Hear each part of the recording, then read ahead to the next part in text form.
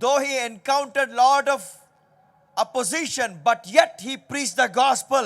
అతని జీవితంలో ఎంతో వ్యతిరేకత అతడు ఎదుర్కోవాల్సి వచ్చినప్పటికీ సువార్తను బోధిస్తూనే ఉన్నాడు. And he rebuked the people who did not preach the gospel. అలాగే సువార్తను బోధించని వారిని ఆయన గద్దించాడు కూడా. Let's go to Romans chapter 1. ఇప్పుడు రోమీయులకు రాసిన పత్రిక మొదటి అధ్యాయములోనికి వెళ్దాం. 16 and 17. రోమీయులకు రాసిన పత్రిక మొదటి అధ్యాయము 16 అలాగే 17 వచనములు. Amen. I want you to listen to this. ఈ లేఖన భాగాలు చదువుతూ ఉండగా మీరందరూ శ్రద్ధగా వినాలని కోరుతున్నాను. You shall know the truth and the truth shall set you free. మీరు సత్యమును తెలుసుకున్నట్లయితే ఆ యొక్క సత్యం మిమ్మల్ని స్వతంత్రులుగా చేస్తుంది. So today you're going to know the truth. కనుక ఈ రోజు మీరు సత్యాన్ని తెలుసుకోబోతున్నారు. This will set you free. ఇది మిమ్మల్ని స్వతంత్రులుగా చేయును. Hallelujah. చెప్పండి హల్లెలూయా. This will set you free. ఇది మిమ్మల్ని స్వతంత్రులుగా చేయును. Yeah. రోమీయులకు రాసిన పత్రిక మొదటి అధ్యాయం 16-17 వచనములు. సువార్తను గూర్చి నేను సిగ్గుపడువాడను కాను. ఏలయనగా నమ్ము ప్రతి వానికి, మొదట యూదునికి గ్రీసు దేశస్థునికి కూడా రక్షణ కలుగజేయుటకు అది దేవుని శక్తి అయి ఉన్నది. Hallelujah. Hallelujah. Why do you think Jesus asked us to go and preach the gospel? వెళ్ళి మీరు సువార్తను బోధించండి అని యేసుకు ఎందుకని చెప్పినట్లుగా మీరు భావిస్తున్నారు? Wherever the gospel is preached, ఎక్కడైతే సువార్త ప్రకటించబడుతోందో the power of God is released to set you free.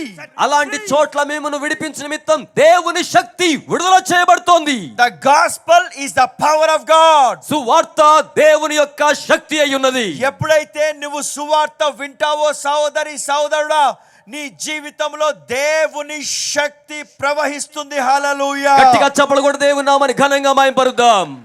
That is the only reason he said, go into all the world, preach the gospel, tell them how good I am, tell them that I love them.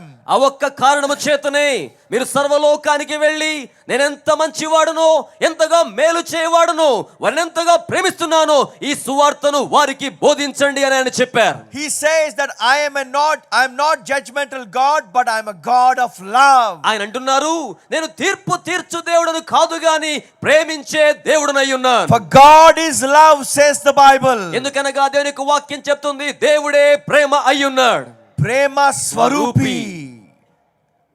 When you look at him, you look love. చూచినప్పుడు ఆయన స్వరూపమే ప్రేమ. Hallelujah. Hallelujah. So gospel is nothing but the love of God. కనుక సువార్త అంటే మరేదో కాదు గాని దేవుని ప్రేమ. As Paul said, I am not ashamed of the gospel. పౌలు గారు చెప్పిన రీతిగా సువార్తను గురించి నేను సిగ్గుపడువాడను కాను. It's an indication that there are some people who were ashamed of the gospel. ఈ మాటలో ఉన్న అర్థం ఏంటంటే కొంతమంది ఉన్నారన్నమాట, వారు సువార్తను గురించి సిగ్గుపడువారు. But here Paul says, I am not ashamed. కానీ ఇక్కడ పౌలు అంటున్నాడు నేను సిగ్గుపడువాడను కాను. So I am too. కనుక నేను కూడా అలాగే. I am not ashamed. నేను కూడా సిగ్గుపడను. In the gospel there is something revealed. సువార్తలో ఓ సత్యం ప్రత్యక్షపరచబడింది.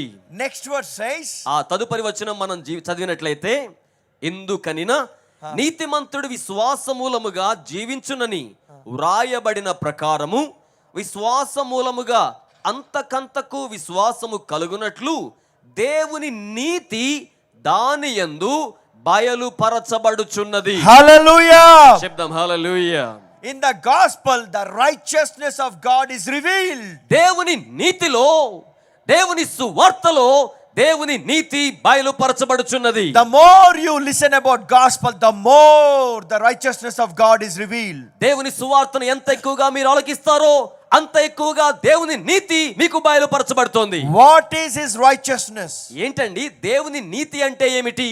Romans chapter 3 verse 21. రోమీయులకు రాసిన పత్రిక 3వ అధ్యాయము 21వ వచనం. రోమీయులకు రాసిన పత్రిక 3:21. In the gospel there is something revealed which is the righteousness of God. సువార్తలో దేవుని నీతి అనేది బయలుపరచబడి ఉన్నది. 3:21 ఇట్లుండగా ధర్మశాస్త్రమునకు వేరుగా దేవుని నీతి బయలుపడుచున్నది. హల్లెలూయా. హల్లెలూయా. ఇట్లుండగా ధర్మశాస్త్రానికి వేరుగా దేవుని నీతి బయలుపరుచున్నది. దానికి ధర్మశాస్త్రమును ప్రవక్తలను సాక్ష్యమిచ్చుచున్నారు. హా. అది యేసుక్రీస్తునందలి విశ్వాస మూలమైనదై నమ్ము వారందరికీ కలుగు దేవుని నీతి అయ్యున్నది. హల్లెలూయా. హల్లెలూయా. The moment you believe Jesus, నీవు యేసునందు విశ్వాసం ఉంచిన మరుక్షణం you become the righteousness of God. మీరు దేవుని నీతి అవుతున్నారు. The moment you believe him, ఆయనందు విశ్వాసం ఉంచిన మరుక్షణమే you become the righteousness of God. మీరు దేవుని నీతి అవుతూ ఉన్నారు. This is the gospel. ఇదేనండి సువార్త. Some people say, how can they become God, righteousness of God just by believing? కొంతమంది అంటారు, ఏమండి భలేవారే కేవలం నమ్మితే ఎలా నీతిమంతులైపోతారండి అంటారు. But that is what the gospel says. ప్రియులారా, సువార్త అలాగునే సెలవిస్తోంది. Read the next verse. తర్వాత వచ్చిన మనం చదివినట్లయితే 23, ఏ భేదమును లేదు, అందరును పాపము చేసి దేవుడు అనుగ్రహించు మహిమను పొందలేకపోవచ్చున్నారు. Next verse. ఆ తరువాత వచనం, కాబట్టి నమ్మువారు ఆయన కృపచేతనే క్రీస్తు యేసునందలి విమోచనము ద్వారా ఉచితముగా నీతిమంతులను తీర్చబడుచున్నారు. హల్లెలూయా.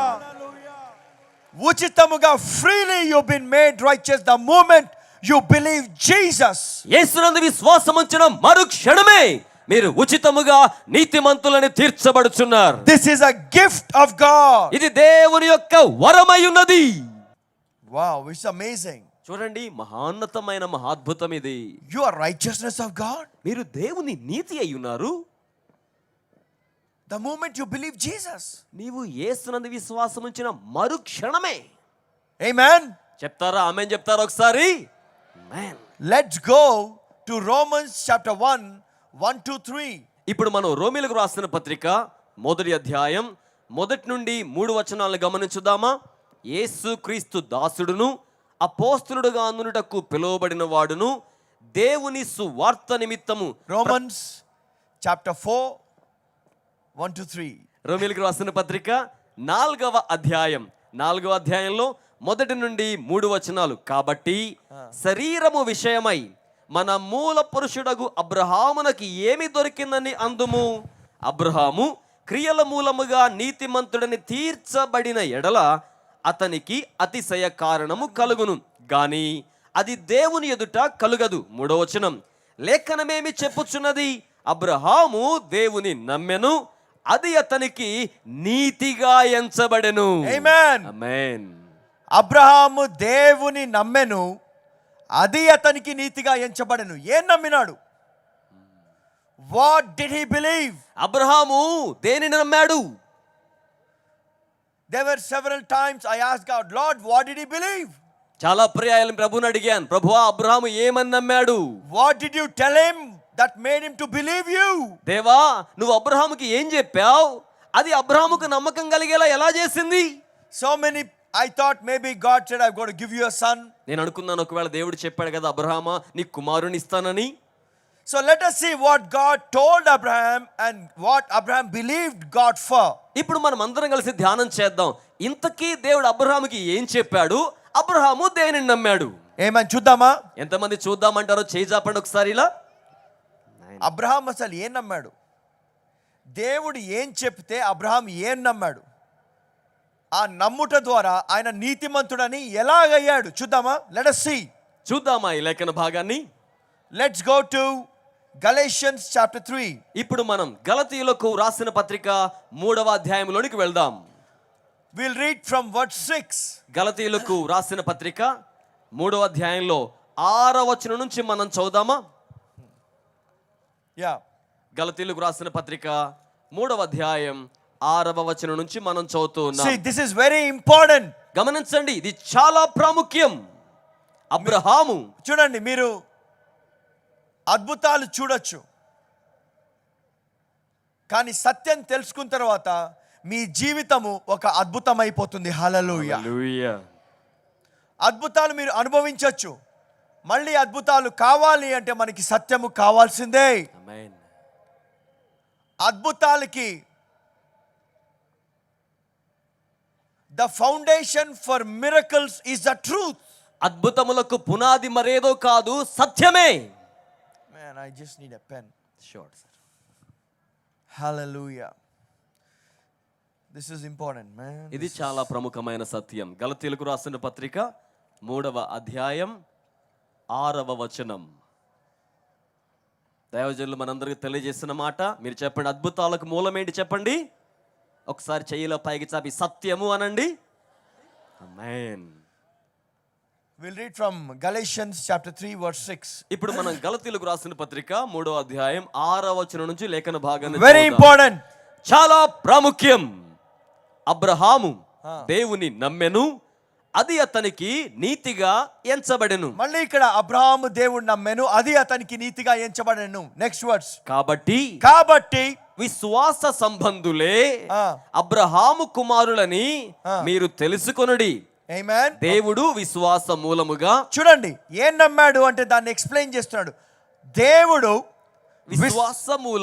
విశ్వాస మూలముగా అన్య జనులను నీతిమంతులుగా తీర్చునని లేఖనమును ముందుగా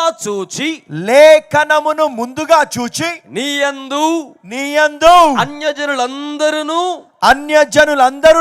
ఆశీర్వదింపబడుదురు అని అబ్రహామునకు సువార్తను ముందుగా ప్రకటించెను. ఎంతమంది దాని స్తోత్రం చెప్తారు? హల్లెలూయా. అబ్రహాం కంట ముందురే దేవుడు సువార్త ప్రకటించాడంట. అబ్రహాంకి. మనం అనుకుంటాము అబ్రహాం ఏం నమ్మాడు అని.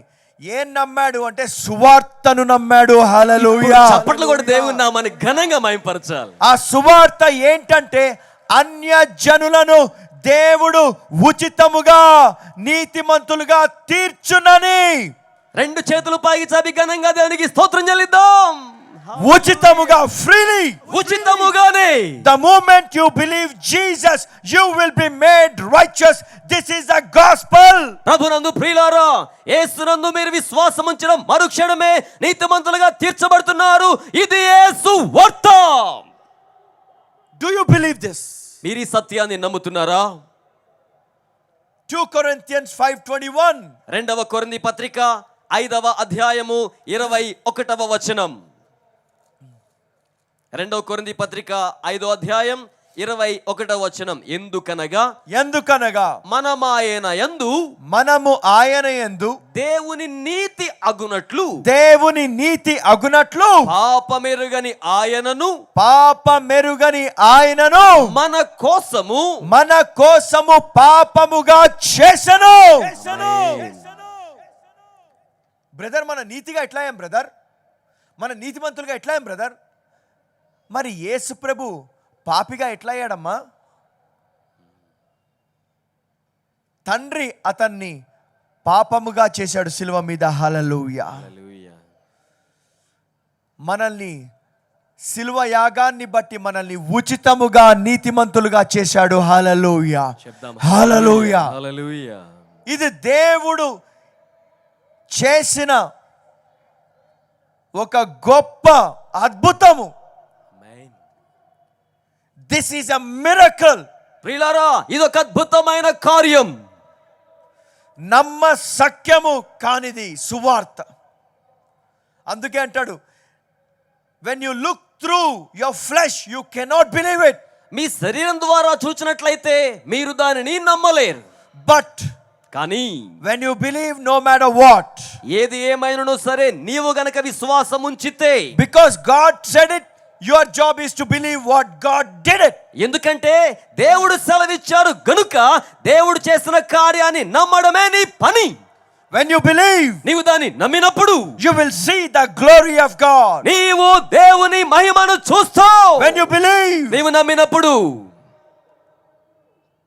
nothing shall be impossible unto you. మీకు అసాధ్యమైనది ఏది ఉండదు. నమ్మిన వారు చప్పలు కొట్టి దేవుని నామాన్ని ఘనంగా మహిమపరచాలి.